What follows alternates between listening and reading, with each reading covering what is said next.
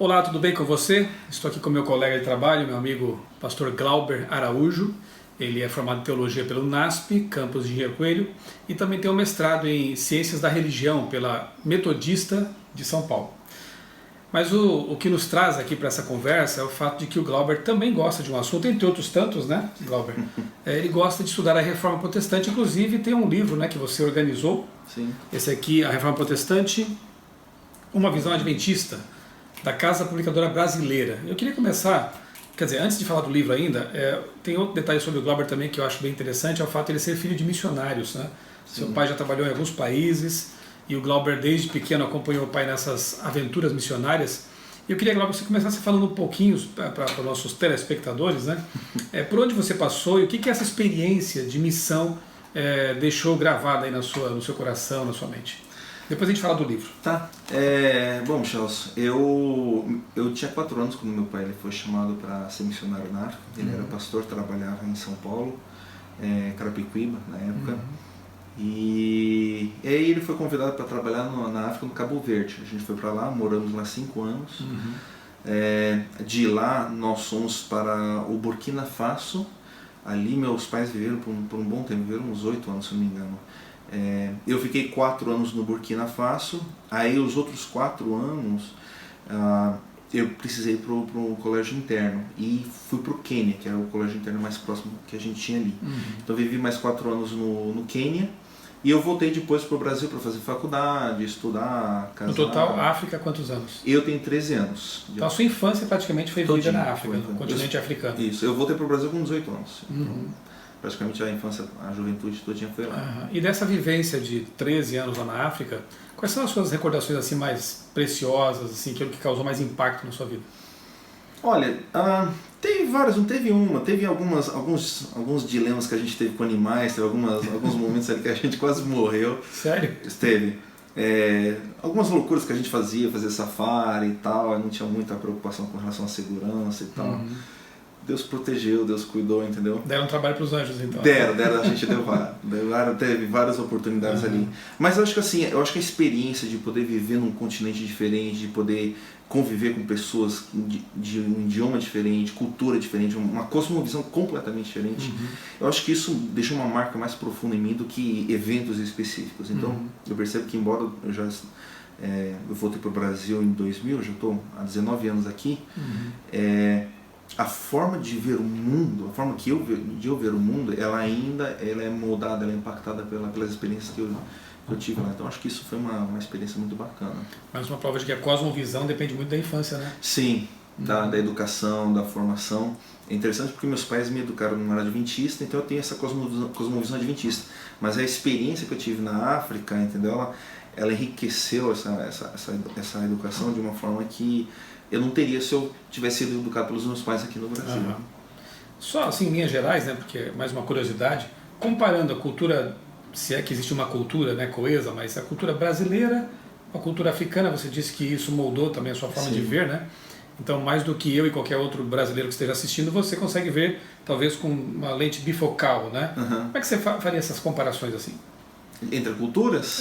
Entre a forma de ver a realidade, a questão do próprio evangelho mesmo, a pregação do evangelho aqui e lá, né? Quais são as diferenças? Existem vários elementos diferentes. Eu diria, por exemplo, na questão social, a forma como nós nos interagimos aqui no Brasil, ela é bem diferente da forma como eles se interagem lá, entendeu? Por exemplo, uma coisa que me chamou muita atenção quando eu voltei para o Brasil, o respeito pelas autoridades e pelas pessoas mais idosas e tal, lá na África é muito mais forte. Em comparação aqui no Brasil, depois de uma certa idade, a pessoa, se ela não contribui, pelo menos assim, é achado que ela não contribui tanto para a sociedade, então, por esse fator, ela acaba perdendo um pouco o respeito pelas pessoas e tal. Eu me lembro de várias circunstâncias lá na África, quando uma pessoa idosa, já de cabelo branco, a memória estava falando, quando ela se levantava para falar, todo mundo ficava quieto, escutava. Talvez não falasse coisa com coisa, mas era ouvida, entendeu? E era respeitada por isso. Aqui no Brasil, parece que todo mundo tem uma data, entendeu, de limite, que a partir daquela fase, daquela época, aposentou, o que ela tem a contribuir, o que ela tem a falar é deixado de lado, é desconsiderado e tal. Então tem esse elemento aí, mas a forma também como as pessoas interagem com a natureza é bem diferente, entendeu? Existe uma ligação entre o indivíduo, entre a pessoa e a natureza, o meio ambiente, que é totalmente diferente do nosso aqui no Brasil. Aqui eu percebo que existe essa preocupação pelo ecossistema, pelo equilíbrio, mas é uma preocupação assim, para a nossa sobrevivência, para que eu possa continuar, entendeu? Enquanto lá eu vejo pelo meio ambiente em si. Pelo meio ambiente em si, entendeu? Lá parece que o meio ambiente ele tem uma identidade própria, ele tem um valor nato, entendeu? Enquanto que o nosso aqui, o valor que a gente dá, ele é utilitário. Enquanto a natureza está servindo para mim, eu vou preservá-lo. Interessante. Quem sabe em uma outra ocasião a gente possa até gravar um vídeo, né? Sim. Sobre a África, né? Sim. Sobre as suas experiências missionárias e tal, mas o que nos trouxe hoje aqui, na verdade, é a proximidade do dia 31 de outubro, o dia que não é Halloween, é dia da Reforma Protestante, né? Infelizmente criaram uma concorrência, né? Sim. Mas o que a gente quer chamar a atenção aqui é para a Reforma Protestante, e o Glauber, que é editor de livros na Casa Publicadora Brasileira, organizou esse livro aqui, A Reforma Protestante, uma visão adventista. Glauber, fala um pouquinho sobre o livro e depois eu quero me focar aqui nesse subtítulo que me deixou curioso, né? Como assim uma visão adventista? Será que o adventista, assim como o africano tem uma visão de mundo um pouco diferente em relação a alguns aspectos do Ocidente, em comparação com o Brasil, será que o adventista, com a sua cosmovisão adventista, ele enxerga a reforma também de uma forma diferente? Conta para nós aqui um pouquinho o que a pessoa que quiser ler esse livro vai encontrar. Tá. A ideia surgiu há vários anos atrás, acho que pelo menos uns 2 anos antes do aniversário dos 500, né, em 2017. Eu vi aqui e ali movimentos sendo feitos para a comemoração dos 500 anos. Eu pensei, poxa, seria bacana se a gente pudesse ter alguma publicação comemorando esse evento, porque a gente se sente de alguma forma ligado à reforma, entendeu? Especialmente pelo que Ellen White escreveu e tal. Mas produzir alguma coisa que revelasse a forma como nós vemos.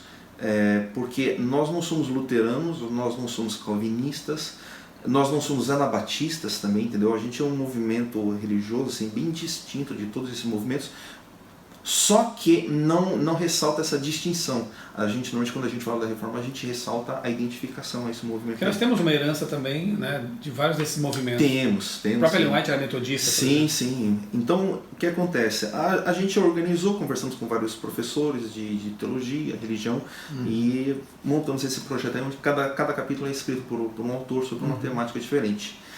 E a ideia, então, de você ter um estudo sobre a Reforma Protestante e uma visão adventista é justamente tentar destacar o que na Reforma Protestante está mais ligado a nós. Porque nós somos um movimento cristão, nós somos um movimento pós-Reforma Protestante, assim, falando em questão de datação, né?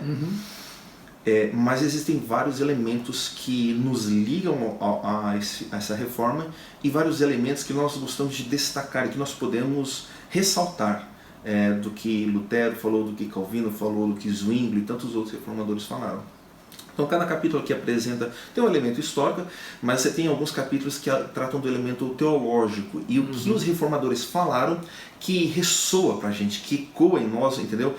Um interesse, uma preocupação como escatologia, por exemplo, a preocupação pela Bíblia, o dom profético e tem vários outros elementos ali. Então a ideia era nós revermos a Reforma Protestante, mas dessa perspectiva de um remanescente, entendeu? Um remanescente do fim dos tempos, que tem uma mensagem específica, uma mensagem profética, e uma mensagem que não é algo assim solto do restante da história do cristianismo, mas está conectado ao evento da Reforma Protestante. Dá para dizer que no século XIX, com o emergir do Adventismo, isso poderia ser, quem sabe, assim, um reflexo, um eco da Reforma do século XVI, ali 15, 16, né? Será que podemos chamar de uma nova reforma, já que verdades bíblicas foram redescobertas, né? Já que propostas teológicas diferenciadas foram feitas? O que você pensa sobre isso? Então, tecnicamente, a Reforma Protestante ela durou só 100 anos, entendeu? Até as guerras terminarem, se determinar a localização, o território de cada segmento religioso. No entanto, a gente percebe que existem ondas de reformas que, ao longo desses 500 anos, vieram e foram trazendo reforma. Movimentos também reavivalistas. Exatamente. Né? Então, por exemplo, tecnicamente, o metodismo não faz parte da reforma protestante, mas ele é considerado como uma renovação, uma reforma de algo que havia sido deixado para trás. Depois do metodismo, nós adventistas acreditamos que nós também somos uma onda, entendeu? Um eco, digamos assim, desse esforço por reformar a igreja, reformar a doutrina, reformar a verdade e a forma como a gente lê a Bíblia. Então, que é bom até lembrar que o movimento adventista, que precedeu a organização da Igreja Adventista no Sétimo Dia, né? Que se você colocar lá em 1844, com o desapontamento, cerca de 20 anos depois é que a igreja vai ser organizada com esse nome, Adventista do Sétimo Dia. Então o movimento adventista, que envolveu pessoas de várias religiões, foi também um grande reavivamento, né? Nos Estados Unidos e em outros países também, mas mais fortemente ali na América do Norte, trazendo à tona esse desejo de conhecer mais a fundo a Bíblia, né? As profecias, especialmente Daniel e Apocalipse. A preocupação pela escatologia. Exatamente, né? Agora, fala um pouquinho para nós aqui, Glauber, sobre a questão do sola escritura. Porque os adventistas, eles dão muito valor ao estudo da Bíblia, nasceram desse estudo, né? Mas, por exemplo, aceitam como de valor as obras de Ellen White, né? Como que fica o fato de que nós também concordamos com os solas da Reforma, né? Sola Escritura, sola gratia, enfim, aquilo tudo que a gente conhece da Reforma, né? Mas temos também essa identificação, esse carinho pelas obras de Ellen White e de outros autores também. Como é que você equaliza essa questão? Então, essa é uma questão que vira e mexe, aparece, pipoca até em círculos adventistas, porque se nós formos pegar estritamente esse princípio protestante, só a Escritura, exclusivamente, unicamente a Escritura, dá a impressão que qualquer outra fonte de informação, qualquer outra fonte de revelação deve ser excluída. Entretanto, a ideia de só a Escritura não é exclusividade da Bíblia como fonte de revelação de verdade, mas exclusividade de autoridade. Quem é o único que tem autoridade para revelar, ou para identificar, ou para determinar o que é verdade e o que não é? Regra de fé e prática, né? O cânon. Exatamente. Então, no debate dos reformadores, qual é a única e exclusiva fonte, ou o único objeto que é capaz de interpretar a Bíblia e determinar aquilo que é correto, aquilo que não é. Aferidor. Exatamente. Então, nisso, a Bíblia, ela é sim, só a Escritura, ela é a única e exclusiva fonte, a única regra de verdade, de conduta e assim por diante. Isso não exclui que existam outras fontes de informação, de verdade ou de revelação que possam ser utilizadas, desde que eles estejam em conformidade com a Escritura. Perfeito. Então, assim, a Escritura, ela é o determinador do que é verdade e o que não é. Eu gosto muito de ciência, você também. Mas não é qualquer coisa que a gente aceita na ciência. Baseado no que? Alguém poderia perguntar, entendeu? Baseado no que a Bíblia diz. Exato. Entendeu? Então, eu acho que assim, todo mundo tem algum parâmetro para definir o que é verdade e o que não é. Hoje em dia, com o relativismo e tudo, o ser humano se tornou esse parâmetro. Mas nós adventistas, seguindo essa linha reformista ou reformadora, nós acreditamos que não é o indivíduo, mas a Bíblia, a Escritura, que é o parâmetro para determinar o que é verdade e o que não é. E isso é utilizado, inclusive, para Ellen White, entendeu? Sim. A gente aceita Ellen White diante do que ela falou, que está em conformidade com a Bíblia. A partir do momento que a gente identificar alguma coisa que não esteja em conformidade com a Bíblia, a gente vai perceber que tem algo de errado, e isso deverá ser se isso fosse percebido, já teríamos descartado. Exatamente, se isso acontecer. O interessante é que o próprio Lutero, Calvino, eles tinham essa compreensão, né? Haja vista que escreveram muita coisa, né? Sim. Lutero escreveu muitas obras, Calvino também. Se eles entendessem que o sola escritura fosse aquela ideia de excluir qualquer tipo de escrita, ou de estudo, ou de publicações, eles mesmos não teriam escrito nada. Né? Sim. Então é bom entender isso, especialmente se você for um adventista, né? Que você vive o espírito da sola escritura nesse sentido que o pastor Glauber explicou aqui, né? Que ela é a nossa única regra de fé e prática e é o aferidor de doutrinas, de princípios, de conteúdos teológicos, né? Você disse aí que, como eu, também gosta de ciência, você também escreve sobre criacionismo, estuda sobre isso, né? Mas por que esse gosto também pela reforma protestante, de conhecer essa história e inclusive organizar um livro sobre?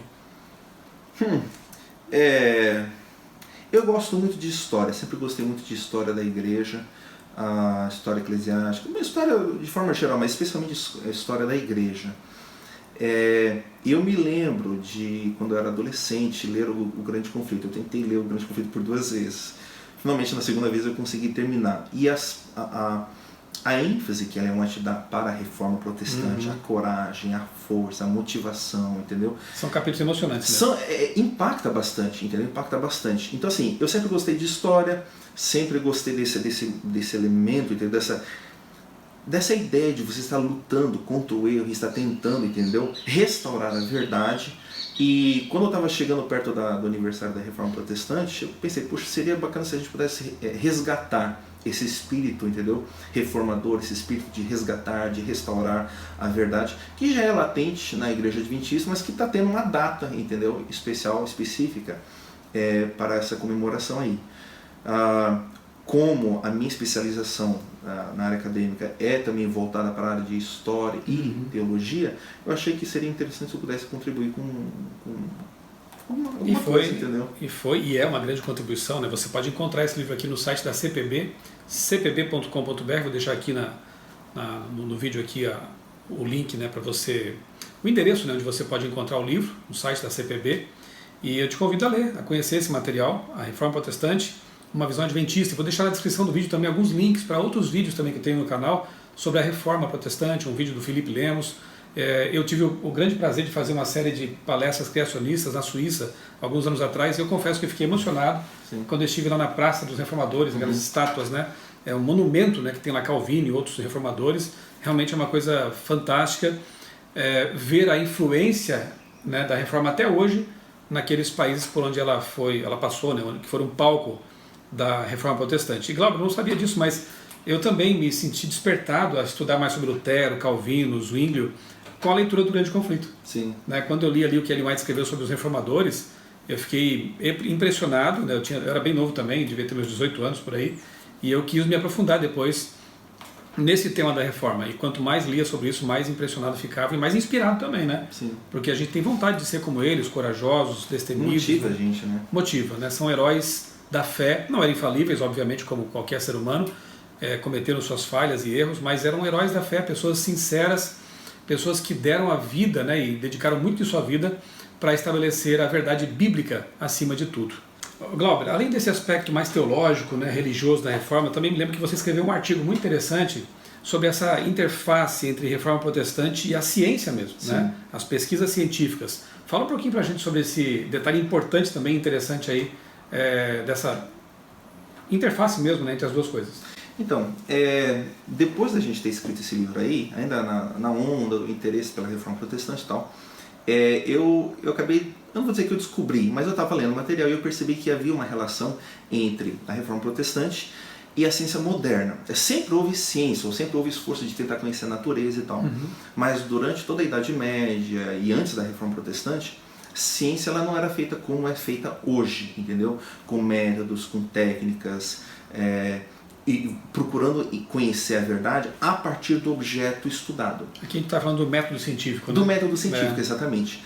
Até então, antes da Reforma Protestante, a natureza ela era estudada não por si própria, ou não pela verdade que ela mesma ela pode revelar, mas pelo que os antigos, Aristóteles, Platão, o que os livros antigos diziam. Então, quando uma pessoa queria conhecer sobre a natureza, antigamente, ela não ia para a natureza para conhecer, ela ia para a tradição, o que a tradição dizia. E eu percebi uma relação muito grande entre a religião, a teologia e a ciência, porque naquela época também, quando as pessoas queriam saber sobre Deus, sobre alguma coisa, elas não iam para a Bíblia, para a fonte da informação. Elas iam para o que a tradição dizia. A tradição disse isso, Agostinho disse aquilo, e assim por diante. Então, com Lutero, Calvino e esse esforço por voltar à fonte da informação e estudar a Bíblia como objeto de estudo, as pessoas começaram a perceber que se elas queriam conhecer a natureza e conhecer a realidade, a tradição também não seria suficiente para dar toda a informação que elas queriam, até porque muitas vezes a tradição era conflitante.